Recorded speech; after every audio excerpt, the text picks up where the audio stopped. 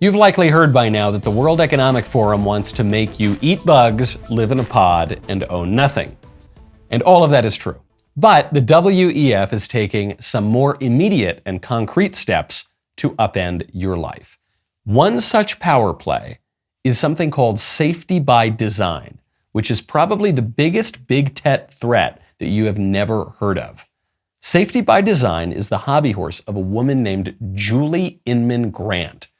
She's just a bureaucrat. She's the Australian e-safety commissioner who went viral last year in Davos at the World Economic Forum when she proposed a recalibration of free speech.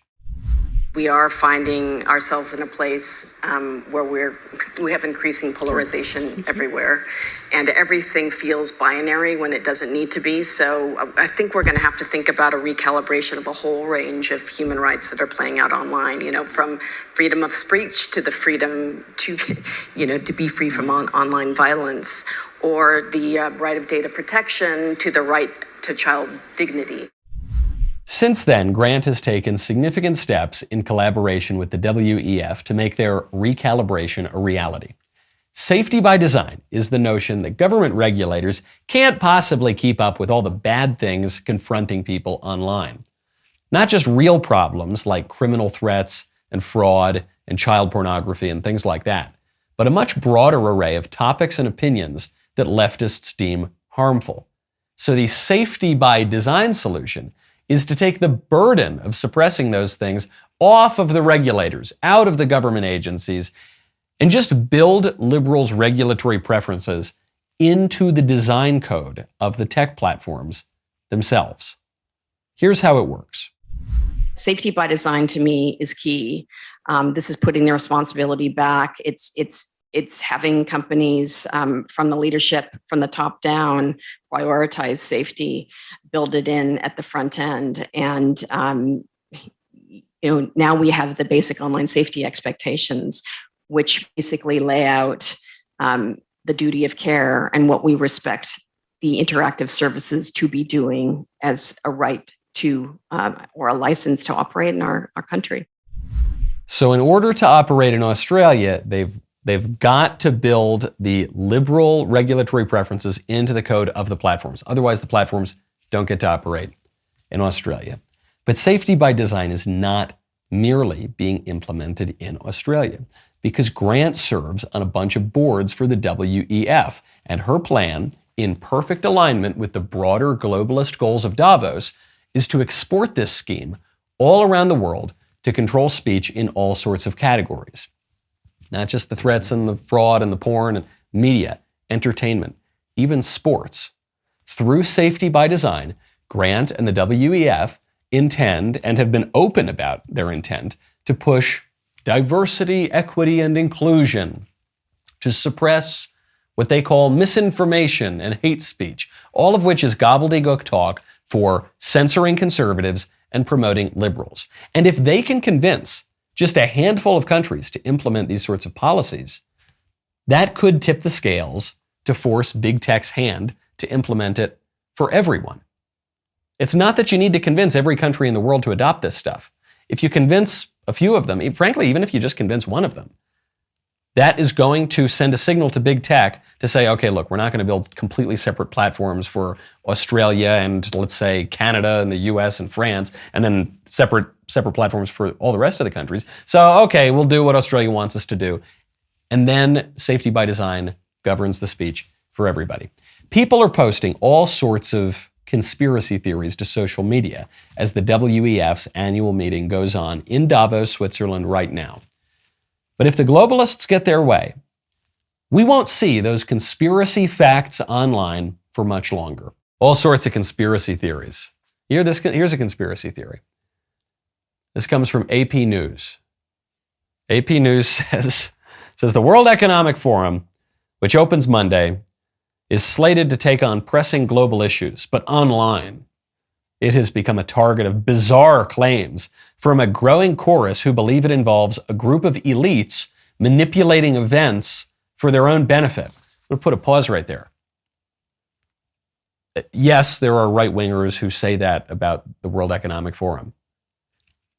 That is what the World Economic Forum says about itself. That is the entire raison d'etre of the World Economic Forum, is to gather global elites to change the world, to become masters of the future. That's what Klaus Schwab says, the founder and king of the World Economic Forum. It's a conspiracy fact. It is a theory about a conspiracy, but the conspiracy is real. And so the libs are very upset about this. They say, this isn't a conspiracy that's playing out on the extreme fringes. That's according to Alex Friedfeld, a researcher with the Anti-Defamation League, who studies anti-government extremism. I'm going to put a pause right there. The Anti-Defamation League, isn't that the group that talks about anti-Semitism and accuses people that they don't like of anti-Semitism? Why are they now talking about Davos? Why are they now talking about the World Economic Forum? Why are they upset when people point out that we don't want to eat the bugs and live in the pods and have all our property taken away by Klaus Schwab, who is not a Jew, he's a German? He says this is very, very bad. We're seeing this on mainstream social media platforms being shared by regular Americans. We were seeing it being spread by mainstream media figures right on their prime time news, on their nightly networks. Oh no. It's a crazy conspiracy theory. I mentioned on the show yesterday. If you say that Davos is where the elites get together to completely transform society and change the future, and that's a good thing, then you're a good, wonderful person. You're insightful. You keep up with the news. If you say the exact same thing, but you conclude it with, and that's a bad thing, then you're a crazy, fringe, wild conspiracy theorist. Alex Jones, you got the tinfoil hats on. You probably worry about chemtrails and gay frogs. It's what Michael Anton at the Claremont Institute calls the celebration parallax. The libs are allowed to tell you their plans and celebrate it. But you can't repeat to them the very things that they just told you if you were going to criticize it.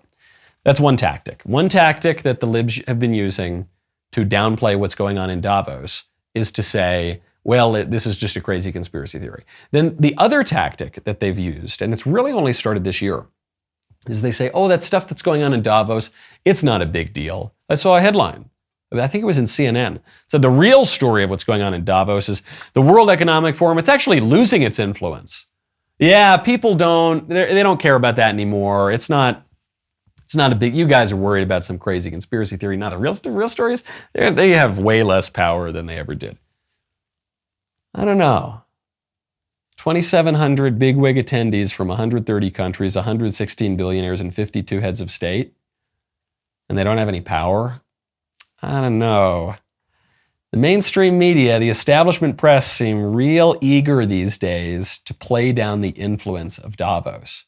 But you just heard one example, just one, and this is one little tiny example of how the WEF operates. It brings together influential people who all have the same liberal, left-wing, progressive agenda. Then they all trade influence and they all work on each other's power. And it's people in the private sector and in the government sector. The point of Davos is to bring those two sectors together, because if you bring those two sectors together, then sometimes the private sector can do the dirty work of the government. And people have no recourse against the private sector. This is what happens when the government uses allegedly private corporations like Facebook, Twitter, and Google to censor Americans. Well, it can't be a First Amendment violation if the FBI just had a secret meeting with some Facebook exec and said, hey, censor the Hunter Biden laptop story. I mean, I think it is a First Amendment violation, but they have plausible deniability. They say, no, it's a private company. Private company has no First Amendment responsibility to protect your speech. But really, it's the government that was pressuring the social media companies. Or you will see corporate influence onto the government, pushing massive deregulation, not for the small business owners, not for the mom and pops, for all the people who are in the rooms at Davos. You see it play out in real time. Some random Australian bureaucrat, through the power that she wields among liberal globalist networks, is currently in the process of changing the way that the internet operates on potentially the biggest platforms on the internet to decide what things you're allowed to say, to ban hate speech. Are you going to be allowed to say in 5 years, are you going to be allowed to say on the internet that a boy is a boy and a girl is a girl? Maybe you're barely allowed to say it now. But no, they have no influence. Pay no attention to the man behind the curtain.